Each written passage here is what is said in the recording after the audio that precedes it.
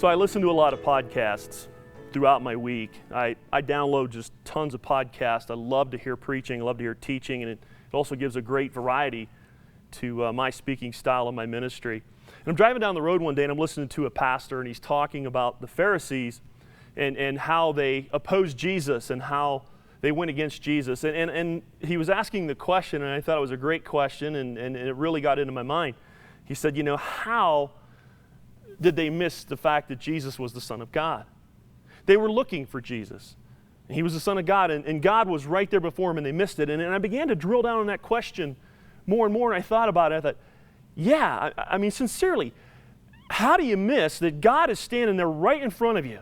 He's doing miracles. He's raising people from the dead.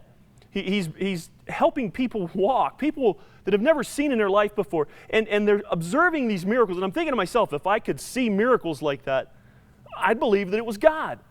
But yet the Pharisees, the Jewish people, the ones who were studied in the law, they were missing it.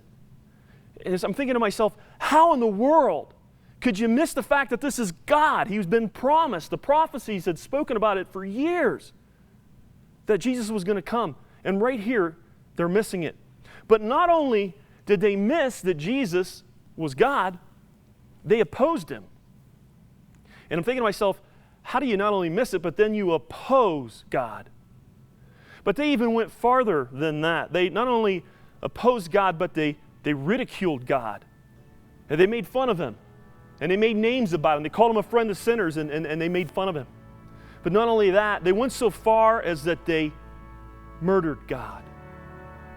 And I'm thinking to myself, how do you go that far that you oppose God, that you ridicule God, that you mock God, and then ultimately you murder God, and then in the end, you think you've done God a favor. You think you did the work of God when you killed Christ. And I'm sitting there in the car in that morning, and I remember, just as if it were this morning, I'm sitting there and I'm going, how in the world could they have done that? And the Holy Spirit spoke to me in that moment. And it brought tears to my eyes. It just blew me away. He said, Mark, that is exactly what my church does today. They have crucified the Holy Spirit. They have crucified God with us today.